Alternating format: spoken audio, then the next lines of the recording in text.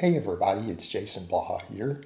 It's time for another breakfast with Blaha. Today I'm having fat-free Greek yogurt, almond butter, and milled flax seeds.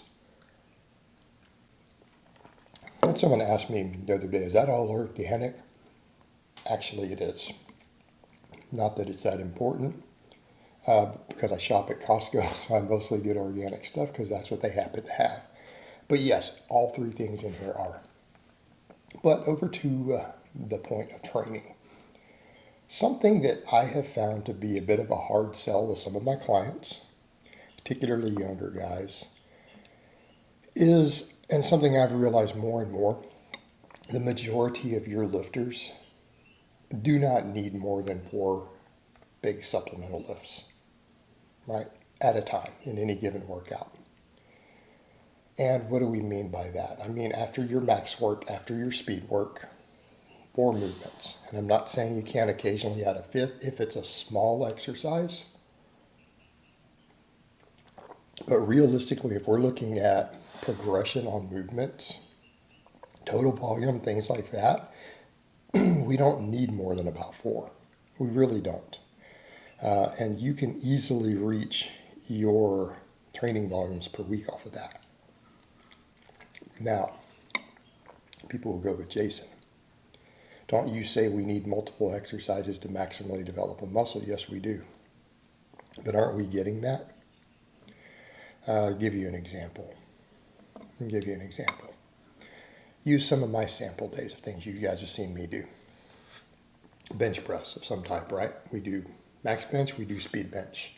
All right, there's a training response from that, particularly the speed benching.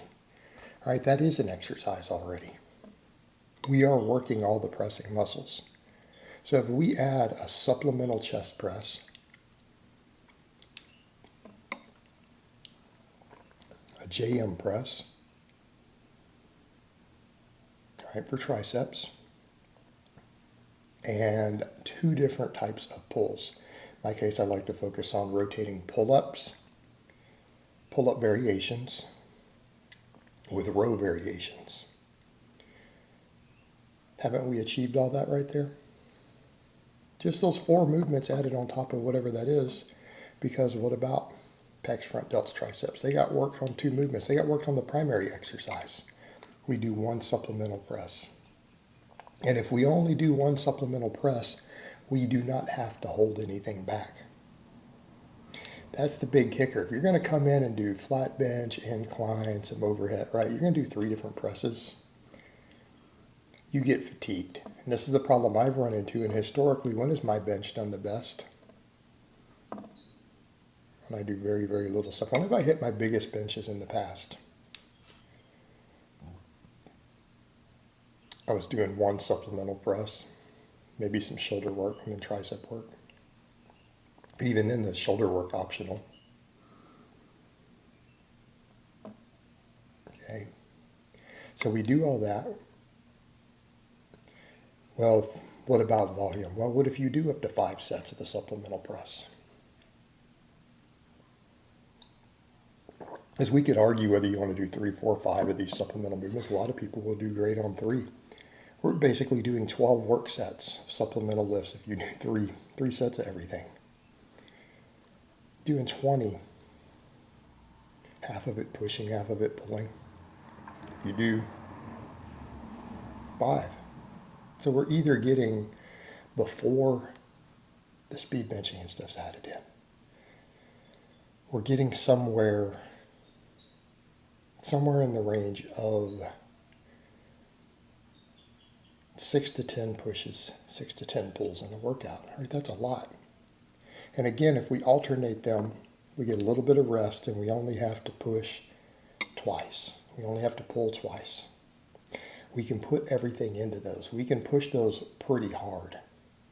We can push progression really hard on them because progressive overload's the name of the game. All right, that's the name of the game. Now, as far as the variation, you're getting variation inside the workout. Number 2, if we're rotating lifts and not repeating the same exercise more than 3 to 4 workouts, we are still getting that variation I'm talking about because we're plotting it over time instead of inside a single workout. Now in my case, a lot of times I change stuff every week. So 2 workouts of the same lift, then we rotate. Every muscle's getting hit from 2 angles in the session. And if a person really needs another movement, if you need a 5th movement or a 6th, they should be little small fluffy movements or highly specialized movements. What do we mean? A rear delt fly, face pulls, maybe a tricep extension, right? Whatever it is that you think you need. How about lower body stuff? You need more than 4 exercises, and they need to be posterior chain dominant. What do we want? You're going to squat and deadlift. Going to hit a max squat, a max deadlift, a max good morning something, and 4 supplemental lifts. All right? Or you're going to speed squat and then speed pull and do 4 supplemental lifts. Which people say, well, that seems like a lot. Well, actually, speed work's easy to recover from. It's not that bad. That's actually the easier day on recovery, if you do the percentages correctly. Well, what are we looking at? 4 exercises. Maybe 1 to 2 of them with some quad work. All right?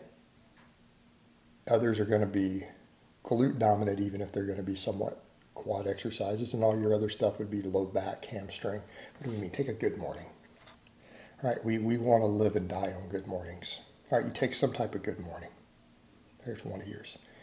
You can follow it with some sort of quad and glute movement.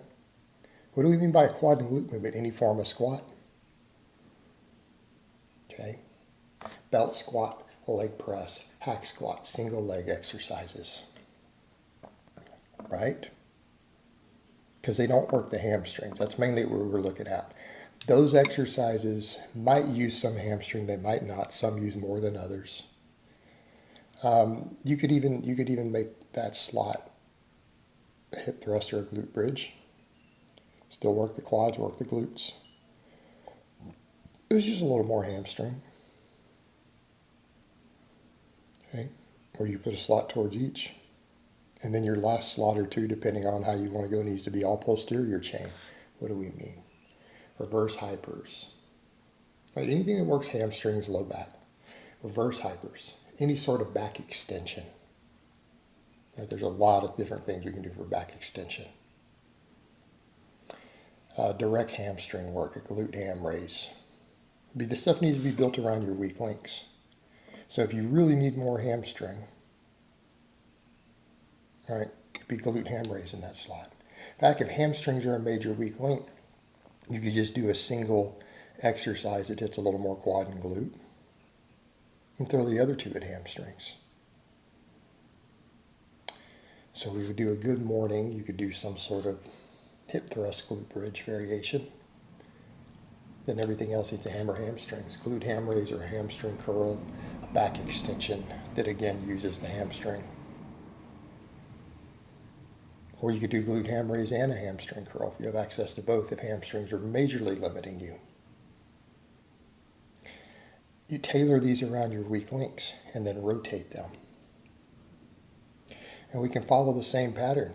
How many sets you want to do depends on how much total volume you need, what you can recover from, right? But you can hit these volumes. We can do 4 exercises and hit our easy 10 to 20 sets a week per muscle group, easily, all right? While still having endless variation and be able to rotate stuff. But then we're not as burned out, we're not as beat up, we're not having to do a bunch of different exercises. That adds a lot of time to your workout, changing and resetting up and getting in your groove on a new movement. Okay, this is efficient, it's effective. It's hard to sell it to people though. It's hard to get clients on board, but it works. All right, guys, but that's really all I have to say on that today. I hope it's been informative, and I will talk to you guys next time.